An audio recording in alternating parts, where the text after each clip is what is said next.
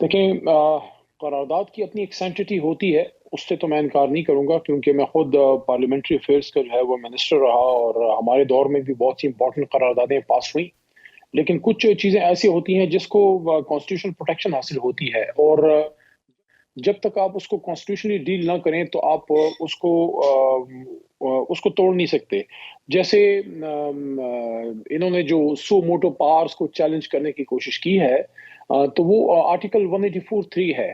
तो उसके लिए आपको कॉन्स्टिट्यूशनल अमेंडमेंट चाहिए। कॉन्स्टिट्यूशनल अमेंडमेंट करने के लिए, आईनी तरमीम के लिए आपको 2/3 चाहिए। 2/3 तो ये अब 100% भी उधर बैठा दें, तो हम लोग तो नहीं है 100 के करीब मेंबर, तो वो तो 2/3 तो हो नहीं सकता जब तक प्रॉपर एक इलेक्शन नहीं होता और पार्लियामेंट दोबारा प्रॉपर वर्किंग ऑर्डर में नहीं आता। तो एक तो वो बात हो गई।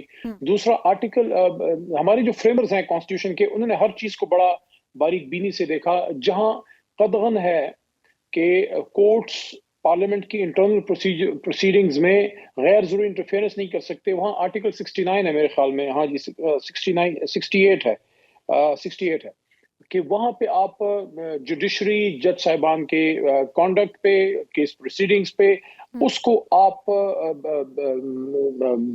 उस पर डिस्कशन नहीं कर सकते, उस पर तनकीद नहीं कर सकते। चाहे जाए कि आप करारदाद पास करके एक तरह से पार्लियामेंट को सुपीरियर जुडिशरी के बिल्कुल मुतकाजी इस तरह बिल्कुल सामने ले आए, और उसका नुकसान क्या होगा? नुकसान उसका ये होगा कि आपकी जो कॉन्स्टिट्यूशनल फ्रेमवर्क है वो एक ऐसे लेवल पे पहुंच जाएगी कि उसके बाद फिर आगे जाने के रास्ते जो है वो मसदूद हो जाएंगे। ये आज जो इन मोहतरम मेंबरान साहिबान ने किया है, देखें हमारी बदकिस्मती से मैं ये अर्ज करूंगा कि बदकिस्मती से पार्लियामेंट में जो आपको 342 लोग नजर आते हैं, ये हैं तो 342, लेकिन इनको चलाने वाली उंगलियां 5-6 ही हैं। तो ये तो बेसिकली जो हमारे यार दोस्त इधर बैठे होते हैं, वो तो जैसे ही अब्रू का इशारा आता है पार्लियामेंट्री लीडर पार्टी की तरफ से, तो they have to do it, उनका दिल चाहे या ना चाहे। लेकिन आज भी अगर आप देखें पार्लियामेंट की जो करारदाद है, इसमें जहां तक मेरी मालूमात है, मे बी रॉन्ग, लेकिन 50 से शायद कम है उस पे जो दस्तखत हैं। 342 के ऐवान में अगर 40-50 बंदों की एक करारदाद आती है, तो उसकी क्या सैंक्टिटी है जब वो डायरेक्टली इन कन्फ्रंटेशन है आईन के आर्टिकल 68-69 के बिल्कुल डायरेक्ट कन्फ्रंटेशन में ये करारदाद है। और ये भी एक बात है दूसरी आपके इस सेगमेंट में, ये इस पे आखिरी बात करके, कि जो एग्जीक्यूटिव है आर्टिकल 190 के तहत, उसने judicial authorities plus executive authorities, they have to come in aid of supreme court of Pakistan. उसमें एग्जीक्यूटिव अथॉरिटी में आपकी काबीना भी आती है। काबीना में अगर कोई शख्स ये कहता है कि मैं नहीं मानता, वो डायरेक्टली आर्टिकल 190 के खिलाफ जाता है, जिसमें फिर आपका आर्टिकल 5 और आर्टिकल 6 जो है वो एक्टिव हो जाता है। तो ये आग से खेल रहे हैं, ये पाकिस्तान के मुस्तकबिल से खेल रहे हैं, क्योंकि आर्टिकल अली 190 मोहम्मद के खान खिलाफ साहब, आप जा रहे हैं। ये बिल्कुल इसके कानूनी जो नताइज और अवाकिब हो सकते हैं वो तो आपने बताए, लेकिन ये भी बताइएगा कि इससे कम से कम मौजूदा पीडीएम ने और पीपल्स पार्टी ने ये बात वाजे कर दी है कि वो इलेक्शन को रोकने के लिए, यानी पंजाब और खैबर पख्तूनख्वा में रोकने के लिए हर हद तक जाएंगे, यानी इस हद तक भी चले जाएंगे कि शायद उन्हें तौहीन अदालत का सामना भी करना पड़ सके, ये इम्कान है। तो अब फिर आपके पास क्या रास्ता बचता है? आपके पास भी कोई इसी तरह का गैर कानूनी रास्ता है या कानूनी कोई गुंजाइश आपने सोच रखी है? देखें, आपको हमेशा हबीब भाई, आप जब मैदान अमल में उतरते हैं, मैदान जंग तो मैं नहीं कहूंगा, मैं अब भी उनको अपना दुश्मन नहीं समझता। मैंने उस रात भी उनको अपना दुश्मन नहीं समझा था जब उनके बीच खड़े होकर मैंने 9-10 अप्रैल को वो स्पीच की थी। हाँ, अपना मुकाबिल जरूर समझा था। बड़ी अच्छी लेकिन बात कर रहे हैं आप। एक मुकाबले में जब आप उतरते हैं तो आपको अपनी स्ट्रेंथ्स और वीकनेसेस का पता होना चाहिए। वीकनेसेस पे तो बाद में आऊंगा, स्ट्रेंथ हमारी क्या है? देखें, हज़रत अली रज़ी का कौल है कि अगर आप हक के रास्ते में हो और अकेले ना रह जाएं, तो अपने रास्ते पे आप गौर करें कि क्या वाकई आप हक के रास्ते पे हैं। तो अकेले रह जाना, कम तादाद में होना, ये कोई खास बात नहीं है। लेकिन यहाँ पे तो अल्लाह के करम से शुरू में हम बेशक होंगे कम तादाद में, क्योंकि वहां मैं एक था, फिर खान साहब को उन्होंने कॉर्नर किया, अकेले वो अपने प्राइम मिनिस्टर हाउस से निकले, हमारी काबीना, फिर स्पीकर साहब के ऊपर कितना प्रेशर था। लेकिन इस वक्त तो 2/3 पाकिस्तानी कौम इमरान खान साहब के साथ है। आपकी इस वक्त हमारी स्ट्रेंथ क्या है? सबसे बड़ी स्ट्रेंथ अल्लाह के बाद हमारी पाकिस्तान की आवाम है। दूसरा मॉरल अथॉरिटी है। तीसरा कॉन्स्टिट्यूशनल जो आपके पास एक कवर है, क्योंकि जो कुछ हम चाह रहे हैं, जो हम कह रहे हैं, देखें ये इस पे बड़ी हबीब अकरम साहब बड़ी डिबेट हुई फुल कोर्ट बना दो, फलाना कर दो, लार्जर बेंच बना दो, वो उस जज को बैठा दो, इसको हटा दो। जिस तरह आप एक जाते हैं ईद की शॉपिंग करने के लिए, मुझे ये कपड़ा नहीं वो वाला चाहिए, ये वाला ब्रांड नहीं वो वाला चाहिए, जो जज शॉपिंग का एक नया कॉन्सेप्ट इन लोगों ने मुतारफ कराया है। लेकिन जितने भी मोहतरम जज साहिबान हैं, 5-6 जज साहिबान का जिस पे एक एतराज है, वो ये नहीं कह रहे कि 90 दिनों के अंदर इलेक्शन ना करें, वो ये नहीं कह रहे कि आर्टिकल 224 पे अमल ना करें, वो सिर्फ ये कह रहे हैं, जो ऑनरेबल अतहर मिनल्लाह साहब या कुछ और जज साहिबान की राय थी, कि जो नीचे एक अदालत में, लाहौर हाई कोर्ट में केस है, पहले आप उसको एग्जॉस्ट होने दें, आप डायरेक्टली ना लें। ये एक लीगल डिफरेंस ऑफ ओपिनियन था, जिसमें जाहिर है प्रिवेल करेगा चीफ जस्टिस साहब का हुक्म, क्योंकि वो चीफ हैं, जो तरीकाकार है उस सुप्रीम कोर्ट के, हमारे सबसे बड़ी अदालत के चलने का, कि वहां पे कुछ पावर्स हैं जो चीफ जस्टिस साहब के पास होती हैं। लेकिन कोई भी ये नहीं कह रहा कि 90 दिनों में इलेक्शन ना करें। अब सारी बहस को समेट के एक नुक्ता, और वो ये है, मैंने आज इस पे बात की भी, कि ये जो हमारी आज की हुकूमत है, ये वो सियासत के वो शरीर बच्चे हैं कि वो हर काम करते हैं लेकिन उस्ताद के सामने नहीं जाते, क्योंकि उन्होंने काम नहीं किया, होमवर्क नहीं किया, और दीवार फांद के भाग जाते हैं। तो ये इस वक्त सियासत की दीवार फांद के भागना चाहते हैं। ये कहते हैं मरसू इलेक्शन ना करे। ये बताइए कि अब दो रास्ते, कानूनी रास्ता तो आपने अडॉप्ट किया हुआ है और वो जाहिर है उसका एक नतीजा भी निकला है, तो सियासत, चूंकि हुकूमत कानूनी रास्ते में आपके मुकाबले पर नहीं खड़ी हो पा रही, तो वो सियासी रास्ता इख्तियार कर रही है। तो आप भी कोई सियासी रास्ता इख्तियार करेंगे, मसलन जल्द से जुलूस, लोग मोबिलाइजेशन? बहुत अच्छा आपने नुक्ता पेश किया हबीब अकरम साहब। मैंने अपनी जिंदगी में बेशुमार जलसे जुलूस में शिरकत की। इमरान खान साहब के साथ पिछले 10, 11, 12 साल की रफाकत में लाहौर के बड़े जलसों में, मैं एक नुक्ता यहाँ पेश करना चाह रहा हूँ, इसलिए मैंने थोड़ी सी तमहीद बांधी, उसमें शिरकत की। सिर्फ 30 अक्टूबर पहले वाले में मैं नहीं था, बाकी तकरीबन सब में। ये जो भी लाहौर का जलसा हुआ है, यहाँ पे अफ्तारी तक, बल्कि अफ्तारी के बाद तक, जलसा गाह से बाहर इतनी इन्होंने एक ड्रैकोनियन कंट्रोल रखा हुआ था, पुलिसिंग की हुई थी, कंटेनर्स रखे हुए थे, और जिस तरह का रवैया रखा गया था, जो जिले शाह बेचारा मासूम शहीद हुए, और जिस तरह गाड़ियों को तोड़ा गया। देखें हबीब अकरम साहब, पॉलिटिकल एटमॉस्फेयर चाहती है अमन। जहां गोली चलेगी वहां फैमिली नहीं निकलेगी, वहां खातून नहीं निकलेगी, वहां बच्चे नहीं निकलते, वहां बड़ी उम्र के लोग, जो हमारी स्ट्रेंथ क्या है तहरीक इंसाफ की, बच्चे, खवातीन, रिटायर्ड अफसरान, एजुकेटेड लोग, बुजुर्ग और नौजवान। तो फिर सिर्फ नौजवान ही निकलता आपका है। मैं आपको दाद देना चाहता हूं कि आपने रिटायर्ड कह के अपने आप को भी मुसीबत से बचाया है और हमें भी। नहीं, इन सर्विस जो है वो भी हमारे भाई हैं, उनमें से भी बहुत की हमदर्दी होगी, लेकिन मैं पॉलिटिकल बात कर रहा हूँ। हबीब साहब आपने खुद पॉइंट आउट किया। मैंने तो शुक्रिया अदा किया। नहीं, उनमें होंगे, लेकिन बहरहाल मैं बात अपनी पूरी कर लूं कि अफ्तारी तक कोई, क्योंकि जिस तरह 1-2 हफ्ते पहले तक लोगों की गाड़ियां तोड़ी गई, शीशे तोड़े गए, खवातीन के साथ ज्यादती, तो लोग खामोशी से आए, कोई झंडा किसी के हाथ में नहीं था। मैं खुद बड़ा फिक्रमंद था कि आज क्या होगा। मीनार पाकिस्तान तो बहुत बड़ा ग्राउंड है, आज क्या होगा। मैं काफी वक्त पहले जलसागाह में स्टेज पे विराजमान था, कुछ मेरे साथ में साथी, और आहिस्ता आहिस्ता आते गए, भरता गया, स्टेज भरता गया, और यकीन करे कि मैंने मीनार पाकिस्तान को इतना ज्यादा भरा हुआ बहुत कम, लेकिन इतना जज्बा तो बिल्कुल नहीं देखा। तो हमारी स्ट्रेंथ, आपने पूछा क्या है, कल आपने देखा लिबर्टी चौक में जो है लाहौर में जो दुनिया निकली है, और जो उस दिन मीनार पाकिस्तान निकला है, तो हमारी स्ट्रेंथ पाकिस्तान की अवाम है। और मैंने कल भी एक बात की, आज भी एक बात कर रहा हूं, मैं सब लोगों से ये बात कर रहा हूं कि इससे कुछ नहीं होगा। आपस में लड़ झगड़ के मुल्क का अब कोई फायदा नहीं होने लगा। एक ही रास्ता है, वो आईनी रास्ता। उसमें अल्लाह का शुक्र करें कि आपको अदालत ने एक रास्ता दे दिया है, उसमें सबकी खैर है, उसमें सियासतदानों की भी, इदारों की भी, और अदलिया की भी, और जो आम अवाम है। क्योंकि अवाम को इस वक्त जो सबसे बड़ा मसला है, अवाम को सबसे बड़ा मसला ये है कि वो उनके घर में एक तरह से ये ऐसे ही है जैसे आपके घर में खुदा न खास्ता मैयत पड़ी हो और मोहल्ले वाले आपस में लड़ पड़े। यानी कि आपके इस वक्त लोग आटे की लाइनों में मरे पड़े हैं, लोगों के पास जो है बिजली के बिल और बच्चों की फीस जमा करने के पैसे नहीं है, और जिन लोगों ने ये मसाइल हल करने हैं वो एक दूसरे के खिलाफ नबर्द आजमा है, उनकी सारी तवानाइयां इस पे सर्फ हो रही हैं कि एक शख्स है جس کا نام عمران خان ہے، جس کو گولیاں یہ مروا چکے ہیں، جس کے گھر پہ حملہ یہ کر چکے ہیں، جس کے کارکنوں کو شہید کر چکے ہیں، جس کو کارکنوں کو اٹھا کے لیکن بندہ ایک نہیں توڑ سکے، تو اس کو کسی طریقے سے سیاست سے باہر کریں. آپ مجھے بتائیں ایسا ریاست چلتی ہے؟ اچھا علی محمد خان صاحب یہ بتائیے گا کہ اب جو خیبر پختونخوا کی آپ نے مطلب وہاں پر الیکشن کے لیے آپ نے اب ریٹ دائر کی ہے، ایک تاثر یہ بنا ہے کہ آپ کی پارٹی کے نزدیک پنجاب درجہ اول میں تھا اور کے پی جو تھا وہ درجہ دوم میں تھا، اور کچھ آپ نے ثابت بھی کیا اس طرح. نہیں، اس پہ تو خیبر پختونخوا تو وہ صوبہ ہے جس کو میں کریڈٹ دینا چاہوں گا. یہ تو ویسے وہ کہتے ہیں کہ سیلف پریز از نو ریکمنڈیشن، کہ اپنے آپ کی تعریف نہیں کرنی چاہیے، لیکن جو حقیقت ہے اس پہ میں بات کروں گا کہ اگر پورے پاکستان میں آپ دیکھیں تو بھٹو صاحب کے ساتھ بھی خیبر پختونخوا کھڑا ہوا تھا اور کسی کی سوچ میں بھی نہیں تھا، لیکن خیبر پختونخوا کے جو پشتون ہیں انہوں نے ڈاکٹر خان صاحب اور باچا خان کو چھوڑ کے قائد اعظم محمد علی جناح ان کے ساتھ ریفرنڈم میں پاکستان کو ووٹ کیا. اتنی ڈیموکریسی.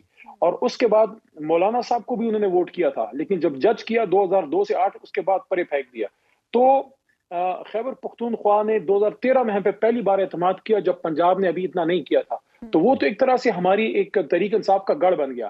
لیکن یہ جو ابھی آپ شاید فیصلے کے حوالے سے بات کر رہے ہیں، ہم نے دونوں کیسز سامنے رکھے، لیکن سپریم کورٹ آف پاکستان میں جو گورنر خیبر پختونخوا ہیں محترم حاجی غلام علی صاحب، تو ان کی ریپرزنٹیشن نہیں تھی as a lawyer honourable chief justice صاحب کے سامنے کورٹ روم نمبر 1 میں. تو انہوں نے مناسب جانا کہ بجائے اس کے کہ وہ ایک سویپنگ آرڈر سب کے دے دیں، کیونکہ بیسیکلی تو جو 22 مارچ کا فیصلہ الیکشن کمیشن آف پاکستان کو معطل کیا ہے، تو اس میں تو دونوں معطل ہو گئے، پختونخوا کا بھی پنجاب کا بھی. لیکن اس میں صرف ان کو ایک چانس دیا ہے گورنر صاحب کو کہ وہ ریپرزنٹیشن ان کی نہیں تھی، تو ایک بار پھر موقع دیا ہے کہ آئین کی خلاف ورزی نہ کریں، آئیں اور اپنی ریپرزنٹیشن وکیل کے ذریعے آپ کریں. تو اس میں آج ہم نے پٹیشن جمع کی ہے، ہوپ فلی کل یا نیکسٹ ویک منڈے کو وہ لگ جائے گی. تو تقریباً جس طرح ڈیزولوشن میں آپ نے دیکھا ہوگا ہفتے ایک کا فرق تھا، تو الیکشن میں بھی شاید ہفتے ایک کا فرق آ سکتا ہے، یا اگر پھر وہ مناسب سمجھے تو ایک ہی ڈیٹ دے دیں. لیکن بہرحال یہ ہے جی، پاکستان تحریک انصاف ایک طرف تو فوری انتخابات چاہتی ہے، دوسری طرف اسد کیسر صاحب نے یہ کہا ہے کہ انتخابات میں ایک بار کی توسیع کے لیے آئینی ترمیم کے لیے بھی تیار ہے. دیکھیں وہ ایک دوسری بات ہے. وہ اسد صاحب کا آپ کو پتہ بھی ہوگا، وہ اسپیکر بھی رہے اور خیبر پختونخوا میں بھی اسپیکر رہے، اور وہ بڑا سب کو ساتھ لے کر چلنے والے اور بڑے جو ہے وہ رکھ رکھاؤ والے آدمی ہیں. تو پولیٹیکلی جو ایک آپ کے پاس ایک ایونیو ہے وہ ابھی بھی اوپن ہے. جو سپریم کورٹ میں محترم چیف جسٹس صاحب نے یہ بات کی تھی کہ جو سیاسی جو اس میں پلیئرز ہیں، اپوزیشن اور حکومت، ان کو چاہیے کہ اس کا سیاسی حل نکالیں. اگر وہ اس کو کرتے ہیں تو ویل اینڈ گڈ، ادروائز پھر عدالت کو فیصلہ کرنا پڑے گا. تو اس پہ اسی وقت علی ظفر صاحب ہمارے وکیل موجود تھے، اور میرے خیال میں اسد عمر صاحب بھی وہیں بالکل موجود تھے، اور انہوں نے اسی وقت on spur of the moment commitment دی کہ ہم اپنی طرف سے کمٹمنٹ ہے کہ جو بھی بات آگے جاتی ہے تو بھی ہم ٹیمپریچرز ڈاؤن کرنے کے لیے بھی تیار ہیں. اس کو پھر اگلے دن بھی ریپیٹ کیا گیا کہ یس وی آر ریڈی. حکومت کی طرف سے کوئی کمٹمنٹ نہیں تھی. تو اب اگر اس مسئلے کا ہے تو یہ سیاسی مسئلہ نا جی، تو اگر اس کا کوئی سیاسی حل نکلتا ہے اور پولیٹیکل لیڈرشپ بیٹھتی ہے گورنمنٹ سائڈ سے، تو اگر اس میں کوئی کنسنسس ہوتا ہے کہ ٹھیک ہے اوکے اتنا کچھ ہو گیا، ہمیں اپنے کانسٹیٹیوشنل اجازت بھی مل گئی اور حکم بھی آ گیا، اب اگر حکومت یہ سمجھتی ہے کہ نہیں ہم نے ایک دن کرنا ہے، تو اس کے لیے اگر کوئی ڈیٹ پہ ایگری کرتے ہیں، جو فائنل جو قومی اسمبلی کا الیکشن ہونا ہے اس سے اگر پہلے کسی ڈیٹ پہ راضی ہوتے ہیں، تو اس کے لیے پھر تحریک انصاف کو تو حکومت کے ساتھ بیٹھ کے کچھ آئینی ترامیم یا جو الیکشن کے حوالے سے کچھ لاز ہیں اس میں امینڈمنٹس کے لیے آپ کو جانا پڑے گا. لیکن وہ تب ہوگا اگر کوئی پولیٹیکل کنسنسس آتا ہے. اگر کوئی پولیٹیکل کنسنسس نہیں ہے تو پھر تو لیکن کوئی کنسنسس کا امکان نظر آ رہا ہے آپ کو اس وقت؟ دیکھیں ابھی اکرم صاحب، اب آج دوپہر تک تو جو میں حالات دیکھ رہا ہوں، ہم تو سپریم کورٹ میں تھے، وہ خیبر پختونخوا کی پٹیشن جمع کر رہے تھے اور پیچھے سے قومی اسمبلی میں فائر ورکس چل رہے تھے، اور وہ لوگ جو اپنا کوئی ان کا کوئی بوز ہے جو کچھ بھی ہے تو وہ وہاں پہ نکال رہے تھے. تو اس وقت تو حالات مجھے پارلیمنٹ کے لیول پہ زیادہ اچھے نظر نہیں آ رہے، لیکن کچھ بھی ہو سکتا ہے پاکستان کی سیاست میں، اور بڑے پلیئرز بیٹھ بھی سکتے ہیں، ڈسکشن بھی ہو سکتی ہے. یہ پارلیمنٹ تو میں نے آپ کو جس طرح کہا، یہ 342 میں کوئی بیک چینل کوئی ایک ہوتا ہے نا کہ کہیں کسی دیوار کے پیچھے کچھ پردے کے پیچھے معاملات کو ابتدائی طور پر آگے بڑھایا جائے، تو کیا اس طرح کا کوئی امکان پیدا ہو رہا ہے؟ دیکھیں، بارہا صدر مملکت نے اس کی طرف اندیا دیا ہے، اور میرے خیال میں انہوں نے ایک اپرچونٹی بھی دی ہے کہ سب سے بڑے گھر کو یوز کیا جائے ملک کے سب سے بڑے مسائل کو حل کرنے کے لیے۔ میں بھی سمجھتا ہوں کہ صدر ہاؤس کسی کا نہیں ہے، سب کا ہے۔ ظاہر ہے ایک سسٹم میں آپ رہتے ہیں تو صدر کسی جماعت کا تو ہوگا، وہ آسمان سے تو نہیں اترے گا، لیکن وہ جب آ جاتا ہے تو وہ سب کا ہوتا ہے، کانسٹیٹیوشنل پوزیشن ہے۔ اور میرے خیال میں اپنی سیاسی ایفیلیشن ظاہر ہے ڈاکٹر صاحب کی تو تحریک انصاف کے پرانے بانی کارکنوں میں سے ہیں، لیکن انہوں نے بڑا اچھا صدر ہاؤس چلایا ہے۔ تو صدر ہاؤس ایک ایسی جگہ ہے جہاں شہباز شریف صاحب اور خان صاحب اور زرداری صاحب، مولانا صاحب، ہمارے اور جو لیڈرشپ ہے، وہاں اگر بات آگے جاتی ہے، اور فرسٹ سٹیپ میں میرے خیال میں جو فرسٹ ٹیئر لیڈرشپ ہے وہ نہیں، ون سٹیپ ڈاؤن شاید بیٹھک ہو سکتی ہے۔ ہمیشہ میں یہ نہیں کہوں گا نہ یس نہ نو، دونوں میں سے ایک بات بھی نہیں کہوں گا، صرف اپنی ایک آپ کو اوپینین دوں گا کہ جہاں سیاست ہوتی ہے وہاں کوئی نہ کوئی رابطہ ضرور رہتا ہے، وہ کتنا افیکٹو ہے وہ وقت ثابت کرتا ہے، لیکن میرے خیال میں اس قضیے کے علی محمد خان صاحب کو یوز کرنا چاہیے۔ کچھ سیاسی فریق ہیں اور کچھ غیر سیاسی فریق ہیں، اور بہت سارے لوگوں کے دل میں یہ خیال ہے کہ عمران خان صاحب اور آپ کی پارٹی اگر دوبارہ اقتدار میں آتے ہیں تو آپ ایک ایسا کریں گے کہ ڈی چوک میں کوئی گلٹن لگا لیں گے آپ وہاں پہ، اور وہاں پہ لوگوں کا انقلاب آ جائے گا، اور جہاں پہ لوگوں کو بس گلٹن کے نیچے رکھ دیا جائے گا۔ میرے خیال میں ہم سب، آپ اور میں اور ہم سب حضور نبی کریم صلی اللہ علیہ وسلم کے غلام ہیں، اور انہوں نے جو آگے کا راستہ دیا تھا، دین کیسے پھیلا؟ دین فتح مکہ کے بعد پھیلا تھا، جب انہوں نے عام معافی کا اعلان کیا تھا۔ ہم کون ہوتے ہیں کسی کو عام معافی دینے والے؟ لیکن ہم یہ بات کرتے ہیں کہ اتنا کچھ دیکھنے کے بعد اور اتنی تکالیف سہنے کے بعد اپنے لیڈر کو موت کے منہ سے واپس آتے ہوئے اللہ کے فضل سے، لیکن اس میں ظاہر ہے ارشد شریف صاحب جیسے لوگ بھی چلے گئے دنیا سے، اور ذل شاہ جیسا معصوم بھی چلا گیا۔ بہت چیزیں ہم نے دیکھ لی ہیں۔ میرے خیال میں ہمارے پاس گنجائش نہیں ہے، نہ یہ ریاست، نہ یہ 22 کروڑ عوام افورڈ کر سکتی ہے کہ کوئی آ کے انتقامی سیاست کرے۔ میرے خیال میں from very first day Imran Khan صاحب آگے بڑھنا چاہیں گے، وہ ملک کو آگے لے کے جانا چاہیں گے۔ ذاتی انتقام پہ عمران خان صاحب یقین نہیں رکھتے۔ یہ آپ کی پارٹی کا ایک عمومی تاثر ہے، آپ کا اپنی پارٹی میں مشورہ ہے، یا محض آپ کی اپنی ذاتی رائے؟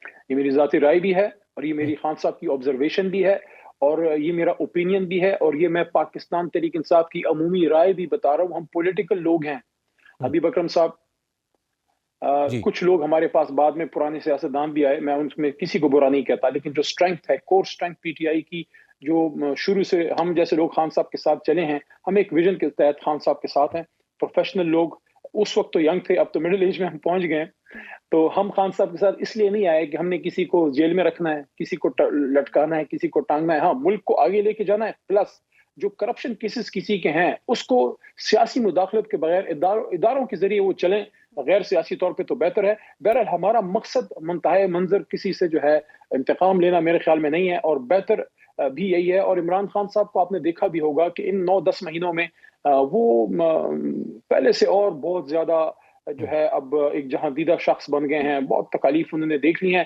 گھر پہ بھی اٹیک ہو گیا، اپنے بچوں کے ہاتھ کے بنی ہوئی پکچرز بھی لوگوں نے جوتوں تلے وہ کچل دی، تو وہ ساری چیزیں انہوں نے دیکھ لی ہیں۔ میرا نہیں خیال خان صاحب کے دل میں کوئی انتقام کا الاؤ ہے۔ ہاں، ایک چیز ہے، وہ چاہیں گے کہ ملک کا نظام بہتر ہو، آئین کے مطابق چلے، اور جن لوگوں نے ملک کا نقصان کیا ہے مزید نقصان نہ ہو۔ اچھا علی محمد خان صاحب، بلاول بھٹو صاحب ایمرجنسی اور مارشل لاء کی باتیں کر رہے ہیں، آپ کو لگتا ہے اب وہ دور ہے کہ مارشل لاء آ سکے؟ لیکن بلاول صاحب جو ہے سندھ میں ان کی حکومت بھی ہے، اور آئین بنانے والی جماعتوں میں سے بڑی جماعت پیپلز پارٹی تھی، اس کے بانی چیئرمین کے نواسے بھی ہیں، تو وہ ساری باتیں کریں تو ان پہ جج سکتی ہیں۔ مارشل لاء اور ایمرجنسی ان کو نہیں ججتی، یہ ان کا کلچر نہیں ہے جماعت کا۔ تو پتہ نہیں کس نے ان کو یہ پٹی پڑھائی ہے، پتہ نہیں مریم بی بی نے کوئی ان کو پٹی پڑھا دی ہے، یا ان کو شہباز صاحب نے کوئی، یا لندن سے کوئی کال آئی ہے۔ میرے خیال میں گڑی خدا بخش کا کلچر تو مارشل لاء یا ایمرجنسی کا نہیں ہے. بلاول صاحب کو سوٹ نہیں کی یہ بات, میں آپ کو بتاؤں, یہ لوگوں نے پسند نہیں کی.